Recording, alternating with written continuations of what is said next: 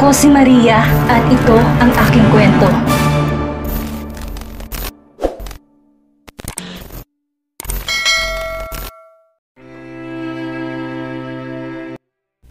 Mabilis pinahid ni Harleen ang luha sa pisngi.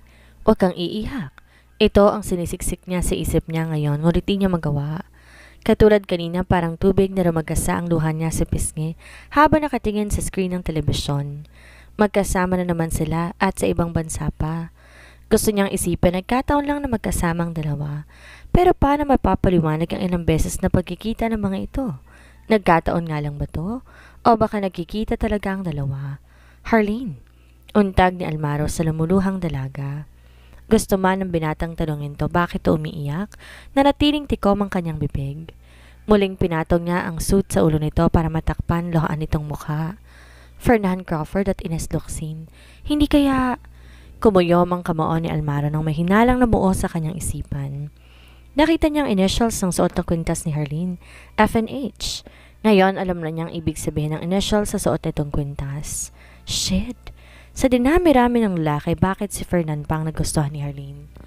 Nagtataka man ang matandang tindera sa pag-iyak ng dalaga, hindi ito nagsalita.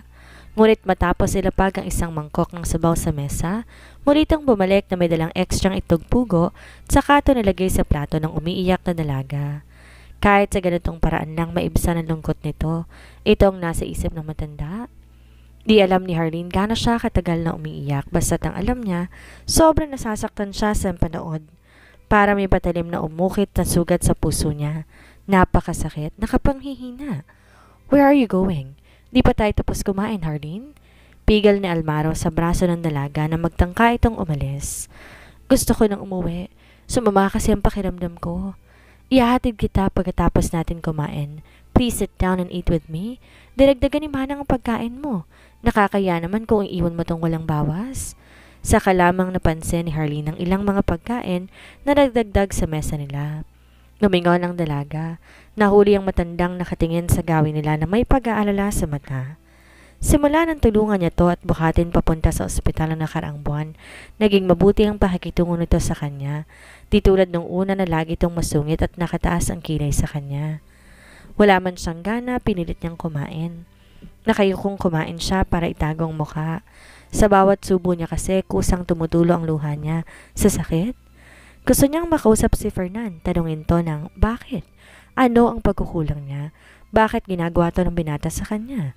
Hindi ba siya nito minahal? Pinahid niyang luha at marahang pinilig ang ulo. Mahal siya ni Fernan? Giit niya sa sarili. Oo, mangbang nga siguro siya noon pero hindi naman siya manhid upang di maramdamang mahal talaga siya nito. Mahal? Kung ganun bakit palagi magkasama sila? Kastigo ng isip niya. Nagsimula na naman dumalo yung masaganang luha niya sa mata. Tinakpan ng bibig gamit ang kamay. Hinayaan ang sariling tahimik na umiyak. Kanina lang umiiyak siya dahil nasasaktan siya. Pero mas matindi ang sakit dulot ngayon ang napanood at nakita niya. Mahal siya ni Fernan. Ito ang laging sinasabi ng isip niya pero ba't ganito ang trato nito sa kanya? Bakit di nito ipaliwanag sa kanya kung bakit madalas magkasama to at ang kapatid niya? May dapat ba siyang ikabahala? May dapat pa siyang malaman. Hindi tanda ni Harleen kung anong oras siya natapos sa pagkain. Ang natatandaan lang niya, hindi tumigil ang mga luha niya sa pagpatak dahil sa labis na sakit na nararamdaman niya. We're here, ani Almaro sa dalaga na hanggang ngayon, tahimik na lumuluha. Bumuntong hininga ang binata bago bumaba ng kotse. Umikot siya at pinagbuksan ng pintuan si Harleen, ngunit nanatili itong walang kibo habang umiiyak at nakatingin sa kawalan. Harleen! Pukaw niya rito subalit hindi ito kumibo at nagpatuloy lamang sa pag-iyak. Gusto man tong yapusin ni Almaro hindi niya ginawa. Di magandang ideyang gawin to dahil baka maging dahilan pa to ng paglayo muli sa kanya ng dalaga. Katulad nung una baka matakot to sa kanya. Nang tumunog ang cellphone ni Harleen, dali-dali niya itong kinuha sa kanyang bag. Baka si Fernan ito. Baka tumawag to para magpaliwanag sa kanya. Nanubig ang luha niya na makita. Hindi galing ang tawag sa lalaking inaasahan niya. Si Tanya lang pala at hindi ang nobyo niya. May nakapagsabi na ba sa'yo na kapag masakit, titigil mo na? Kapag kway, tanong ni Almaro sa tulalang dalaga. Yumuko si Harleen. Tumutulo ang luhang tumingin sa screen ng cellphone. Bakit? Sa palagay mo, ganun lang yun kadali? Lumuluhang nag-angat si Harleen ng tingin sa binata. Hindi madaling huminto, lalo na kapag napakalaga sa'yo ng tao. Ikaw ba, Kuya Almaro? Kaya mo bang huminto at isuko agad ang taong mahalaga sa'yo kapag nasasaktan ka na? Hindi madali, napakahirap. Hindi, sagot ng binata sa isip na si Harleen lamang ang laman. Di nga madali, tamang dalaga sa bagay na yun. Inalalayan ni Almaro si Harleen na makababa ng kotse. Gustong higpitan ng binata ang pagkakahawak sa kamay ng dalaga. Ayaw niya tong pakawalan. Gusto niya tong yakapin, sabihin dito na siya na lang ang gustuhin ito. Ngunit alam ni Almaro may tamang panahon para sa kanila. Sa ngayon, kailangan lang niyang maghintay. Pinahid ni Harleen ang luha sa mata bago tumingin kay Almaro na may ngiti sa labi na batid niyang hindi umabot sa kanyang mga mata. Salamat sa paghatid, Kuya Almaro. Nakakahiya at 2 beses mo ako nakitang umiyak ngayong araw. Pangako sa susunod, ako naman ang nariyan sa tabi mo kapag umiyak ka.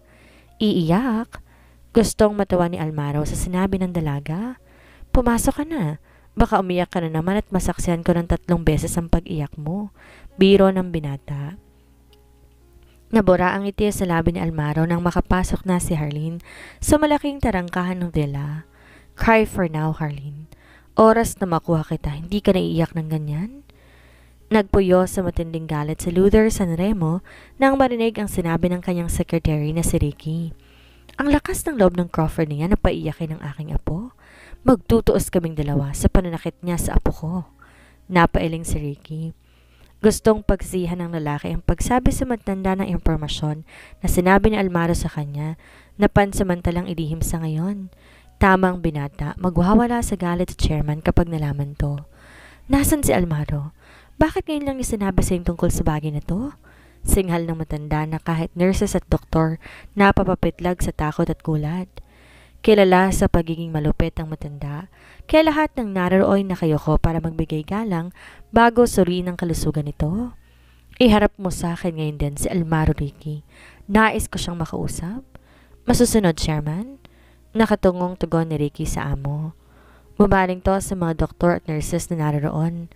Ikansara niyo muna ang pagsuri sa kalagayan ni Chairman ngayon. Maaari kayong bumalik bukas sa kanyang silid. Yumuko ang doktor at nurses bilang pagbibigay galang at pagpapaalam bago walang salitang lumabas ng silid.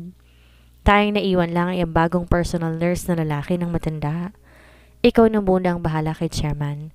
Huwag mong hahayaan na may makapasok na taong kanina ay nahala sa silid niya. Maliwanag ba? Bilin ni Ricky sa kanyang pamangkin. Kung titingnan, mukhang isang simpleng nurse ang bantay ni Chairman na si Alvin. Pero hindi to isang simpleng tagabantay lamang. Nang makaalis si Mr. Manguera, siya namang dating ni Agnes. Tumikwas ang kili ng babae nang harangan to ng nurse ng kanyang ama nang magtangka siyang pumasok. Pasensya na pero hindi tumatanggap si Chairman ng dalaw ngayong araw. Nabalitaan ko ang pagtakasan nitong nakaraan kaya narito ko para kumustahin ang kalagayan ni Papa. Kaya umalis ka sa daraanan ko. Di natinag ang lalaki sa may pang-uusig na turan ng kaharap. Nanatili itong nakatayo, nakaharang sa daan. Pasensya na ma'am, subalit sumusunod lamang ko ng utos. Nanatiling kalmadong hilat siya ng mukha ni Agnes sa kabila ng pagbangon ng inis sa dibdib. Kailan pa ipinagbawal ang pagbisita ng anak sa kanyang ama? Pinakalma ng babae ang sarili. Di makatutulong kung paiiralin niyang init ng kanyang ulo sa ngayon. Kailangan niyang humanap ng ibang paraan para makumpirma ang hinala sa kanyang utak. Nang makaalis si Agnes, narinig ni Alvin ang pagtawag ni Chairman, kaya agad niya tong nilapitan. Tama bang narinig ko? Nalaman ni Agnes ang pagtakas ko. Oo, Chairman. Tumiim ang bagang ni Luther. Tamang kanilang hinala, may mga mata si Agnes na nakabantay sa kanila. Tawagin mo si Ricky, Alvin. Kailangan natin gumawa ng palabas. Magalang na yumuko ang lalaki sa matanda. Masusunod, Chairman. Pagkarating sa opisina, malakas sinampas ni Agnes ang kamao sa kanyang mesa. Miss Ocampo, gusto kong tawagan mo mga taong inutusan ko na sundan si Almaro at Mr. Manguera. Gusto kong malaman kung bakit hanggang ngayon wala silang maibigay sa aking malinaw na report. Yes, ma'am, sagot ng secretary ni Agnes. Dali-dali nitong tinawagan ng mga inutusang tao ng kanyang amo. Kalmado mang tingnan to batid ng babae, kabaliktaran to na nasa kalooban nito. Ma'am, ayon sa kanila wala namang kahina-hinalang ginagawa sina Mr. Sanremo at Mr. Manguera. Maliban sa bigla na lamang nawawala sa kanilang paningin ang dalawa. Nawawala? Hinilot ni Agnes ang sentido. Nitong nakaraan lamang niya nalaman na nasa bansa si Almaro at wala talaga sa ibang bansa. Hindi sinasadya, nakita niya tong dumalaw sa kanyang ama. Nasa ibang bansa, pagak siyang natawa. Nakuha pa nitong magsinungaling, maiwasan lang ang kanyang anak. Talagang inuubos nilang pasensya ko. Ma'am, bakit di mo na lang hanapin si Ma'am Lucy ng ibang mapapangasawa? Halata namang ayos sa kanya ni Sir Almaro. Tinikom ni Miss Ocampo ang labi nang tingnan to na masama ni Agnes, kaya't agad nitong binawi ang sinabi. Ma'am, marami nagkakagusto kay Ma'am Lucy. Suggestion lang naman. Tawagan mo si Lucy at papuntahin mo ngayon sa opisina ko. Utos ni Agnes imbes sagutin ang sinabi ng kanyang secretary. Hindi siya papayag mapunta sa ibang anak ni Samuel at ang yaman ng pamilya nito. Kung mayroon man lalaking karapat-dapat sa kanyang anak, si Almaro yun at wala ng iba. Isa pa, mahal ng kanyang anak si Almaro kaya susumikapin niya na mapunta to sa kanyang anak. Walang gusto si Lucy na hindi niya kayang ibigay. Yes, ma'am. Tugon ng babae bago tawagan ng anak ng boss niya. Ngunit tulad nitong nakaraan, hindi nito matawagan. Ma'am, naka-off pa rin ang cellphone niya. Hindi ba't pumasok siya ngayon? Tumango si Miss Ocampo. Yes, ma'am. Nakita ko siya kanina on her way patungo sa department niya. Ibang klase. Di ba nito alam kung pumasok ang anak o hindi?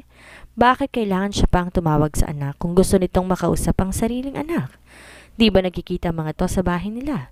Naiiling na isip-isip ng secretary ni Agnes. Ma'am, tumawag nga pala si Senator kanina lang para sabing na-approve ng permit ng mga Crawford. Imporma nito sa amo. Ano? Galit na bulalas ni Agnes. Tuloy ang napigtas ang pagtitimpi na tinago ang galit. Hindi ito maaari. Ginawa niyang lahat na magagawa. Ginamit lahat ng koneksyon para mapalabas na hindi pasok sa safety standard ang gusaling pinatatayo nito. Dahilan upang makansel ang building permit ng project nito tapos mapupunta lamang sa wala. This is ridiculous. Hindi birong labas kong pera para mapigilan ng proyektong yon. Hindi ako makapapayag na mangyayari to. Bumuga ng hangin si Agnes. Nang kumalma, kinuhang mamahaling handbag at lumabas ng opisina. Kailangan niya itong maayos. Sinundan ni Miss Ocampo ng tingin ng amo, nakalalabas lamang ng pintuan. Naipaypay ng babae ang kamay sa mukha, ngunit agad din tong napatayo ng bigla, bumukas ang pintuan at pumasok ang anak ng kanyang amo. Where's mommy? Kaalis lang niya, ma'am. Bakit hanggang ngayon naka-freeze pa rin ang mga bank accounts ko? Hanggang kailan niya ako balak parusahan ng ganito? Sentimiento ng dalaga? My God! Di ako makapag-shopping because of this. I couldn't even buy my favorite brand of luxury bag. Sanay ang babae sa pagiging brat ni Lucy, kaya't natural sa kanyang gantong ugali nito. Pinaningkitan to ng mata ni Lucy. Pinipiloso po mo ba ako? Ma'am, hindi po ba kayo nakikita ng mami mo sa bahay niyo? Magtatanong ba ako sa iyo kung nakikita kami? Padaskol na naupo ito sa sofang naroon. Natigilan saglit si Miss Ocampo na mapansin ang nandalalim na mga mata ni Lucy. Katakataka nakikitaan niya to ng eyebag ngayon. Hilig nito ang mag-bar at magliwaliw sa mga night parties pero ngayon lang niya to nakitaan ng eyebag. Marahil dahil yun sa stress at wala ng pera. Nang mapansin nga ni Lucy ang tingin ng babae, humawak pa ang dalaga sa pisngi. Napansin marahil nitong nandalalim na mga mata niya. Simula na may masagasaan siya, hindi na siya makatulog ng maayos. Gabi-gabi binabangungot siya at tinadalaw ng masamang panaginip. Sa panaginip, nakapatay daw siya ng tao. Mabuti na lang at walang report na naulat nung araw na yon dahil kung oo, baka di siya makatanggap ng reklamo. Sa kabila na nangyari, masasabi ng dalaga napakaswerte niya dahil dito nakarating sa mommy niya. Napatay man niya ang babaeng yon o hindi, wala siyang pake. Ang mahalaga, hindi siya sumabit o nagbigay init ng ulo sa mommy niya. Ilang buwan din siyang nanatili sa bahay ng kaibigan niyang si Margo sa takot na baka malaman ng mommy niya ang nangyari. Wala pa sana siyang balak magpakita sa kanyang ina. Subalit, hindi na siya nakatiis pa. Kailangan niya ng pera para sa mga luho niya. Ma'am Lucy, bakit di mo sundan ng mommy mo? Sa palagay ko'y pupunta siya sa mga Sanremo matapos na meeting niya kay Senator para puntahan si Sir Almaro. Si Almaro? Hindi ba alam ni Mommy na nasa ibang bansa siya? Isa pa to sa dahilan kaya ora-orada ang pagpunta ni Lucy sa opisina ng ina. She needs money to follow Almaro to another country. Napipilan ang secretary ni Agnes. Kagat ang labi, hindi na lang to nagsalita. Tiyak magagalit ang mommy nito kapag pinangunahan niya to sa pagsasabi. Baka nga hindi lang alam ng mommy mo. Nasabi na lamang nito. Kinuha ni Lucy ang cellphone na makatanggap ng tawag kay Margot. Hindi ka maniniwala sa sasabihin ko sa iyo, Lucy. Almaro is here in the Philippines. I saw him earlier with someone. Bad mood ako ngayon at wala akong panahon sa mga biro mo. Ani Lucy sabay irap sa kaibigan. Si Almaro makikitaan ng kasamang babae? That's impossible. Kaya nga mas lalo niya itong nagustuhan dahil mailap to sa kahit sino. Walang sino mang nalilink or nakakaagaw ng pansin nito sa nakalipas na maraming taon. Sinamantala niya ang pagkakaibigan ng kanilang pamilya para palabasing siya lang ang babaeng nakakalapit dito. Kumalat ang balita na may lihim silang relasyon, ngunit hindi yan naging dahilan para pansinin siya nito. Lalo lamang lumayo ang loob ni Almaro sa kanya and that made her want him more. Ang pagkagusto niya kay Almaro lalong tumindi sa nakalipas na taon. Sinamantala niya ang pagkakaibigan ng kanilang mga pamilya. Marahas na tumayo si Lucy na makita ang sinen na stolen shots ni Margot sa kanya. Who is this witch? Sa taas at talim ng boses ng dalaga, napapetlag ang sekretary ng kanyang ina. Inaklit ni Lucy ang bag na nasa sofa at nagmamadali nilisan ng opisina. Where is he at sinong babae niya? Margot laughed on the other line. Sabi na nga ba't ganito magiging reaksyon ng kanyang kaibigan? I don't know, okay? Napadan lang ako kanina sa park then I saw him with someone. Hindi ko makita dahil nakaharang si Almaro, pero sigurado ko babae siya. Nagsinungaling sa yung secretary ni Almaro, mukhang yun ang utos niya para maiwasan ka. Galit na hinagis na Lucy ang cellphone sa sahig na kinagulat ng mga taong dumaraan. Pulang-pula ang mukha niya sa labis na galit at panibugo. Pagdating sa kotse, pinasibad agad niya to paalis para pumunta sa bahay ng mga Sanremo. Nang makarating siya sa malaking mansyon, agad pinapasok siya ng mga gwardya na makilala siya ng mga to. Dahil kilala si Lucy ng halos lahat ng mga tauhan ng buong mansyon bilang apo ni Luther na kaibigan ng kanilang amo. Nagbigay galang at bumati ang mga to na makitang dalaga. Where is Almaro? Agad bungad na tanong ni Lucy sa mga ito. Uminit ang ulo ni Lucy na matingnan lamang ang mga to. Pwede ba? Alam ko namang nandito siya kaya wag na kayo magsinungaling sa akin. Now answer me, nasan si Almaro? Kalmado ang boses na tanong niya. Kailangan niya maging kalmado lalo pat narito siya sa bahay nila, Almaro ngayon. Maldita man sa ibang tao, mabuti ang pinapakita niyang ugali ng pamilya ng binatang gusto niya. Ma'am, wala ho talaga si Sir Almaro dito. Ilang buwan na ho siyang di umuwi. Wala? Nanlisik ang mata ni Lucy. Tuloy ang naputol ang pagtitimpi sa harap-harapang pagsisinungaling ng taong kaharap. Nahintakutan na napaatras ang kasambahay nang damputin ni Lucy ang flower vase na naroon para ibato sa kinaroroonan nila. Ngunit bago pa to maibato ng dalaga, nagsalita ang kapatid ni Almaro na si Cathy. This is one of the reasons why my brother doesn't like you, Lucy. Masama kasi ng ugali mo. Dahan-dahang nilapag ni Lucy ang hawak na vase. Nagpaskil ang dalaga na magandang ngiti sa labi bago humarap sa kapatid ni Almaro sa kabila ng pagkulo ng dugo sa kanyang narinig. Oh, hello there, Cathy. Narito ka pala. Lumapit siya para bumesa sa dalaga, subalit umatras to 2 beses ng hakbang papalayo. This witch! Ngit-ngit ni Lucy sa ginawa nito. Cut the act, Lucy. Bakit di matuloy ang pagbato ng favorite vase ni Daddy? Bigla yatang naputol ang sungay mo na makita mo ko. Nagpinid ang labi ni Lucy sa pagpipigil ng inis. Alam na alam ng kapatid ni Almaro paano siya gagalitin. Imbes magpadala sa panggagalit ng babae, ngumiti si Lucy ng matamis dito. Gusto ko lang naman turuan ng disiplina mga kasambahay na yan. Normal lang turuan ng leksyon ng mga katulad nilang sinungaling. Ang kapal magsinungaling sa harapan ko. Dapat sa mga katulad nila inaalisan ng trabaho. Mukhang di nila alam paano kumilala ng tao. Maanghang pang sabi ni Lucy. Inikutan to ni Cathy ng mata. Bakit? Sino ka ba sa akala mo para turuan sila ng disiplina? Kaano-ano ka ba namin para mangialam sa pagdidisiplina ng mga tao dito sa bahay? Hiningi ba namin sa'yo na gawin mo yan? Nang makita ni Kathy ang pamumula ng mukha ni Lucy sa inis, pinag-igihan niya pang pang-asar dito. Hindi naman, di ba? Wala kang boses sa pamamahay namin, kahit huwag kang umastang kapamilya ka. Hindi ka naman nobya ng kuya ko pero daig mo pang asawa ko makaasta. Kaya ka inaayawan ng kuya ko eh. Maganda ka lang pero bulok ang ugali mo. You! O bakit? Sasaktan mo ko? Sige lang Lucy, ipakita mong tunay na ugali mo. Alam ni Kathy matagal na tong nagtitimpi sa kanya at ganon din siya dito. Libo-libo ang pasensyang inipon niya para hindi patulan ng babaeng to. Bakit pa galit na galit ka sa akin ha? May ginawa ba akong masama sa'yo? Bata pa lang sila ni Almaro, ginawa ni Lucy ang lahat para makuha ng loob ni Kathy. She showered her expensive gifts just to please her but she failed. At di niya alam bakit gano'n na lang ang galit nito sa kanya. Lantaran ng pag-ew sa kanya ng ama ni Almaro, pati kapatid nito hindi siya gusto. Paano niya makukuha ang puso ng lalaking mahal niya kung ayaw sa kanya ng mga mahal nito sa buhay? Nang walang makuhang sagot, nagsalita muli si Lucy. Look, Kathy, wala ako sa mood na makipagtalo sa iyo ngayon. Aalis din ako agad pag nalaman ko kung nasan si Almaro. At alam kong alam mo na hindi siya umalis ng bansa.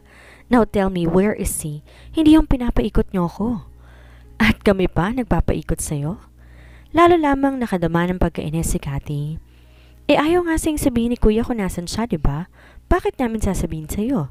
Bakit di mo tanungin ang mommy mo o ang mga inutusan niyang sundan ng kuya ko? Hindi yung kailangan mo pang pumunta dito sa bahay namin. O sadyang makapal lang talagang mukha mo.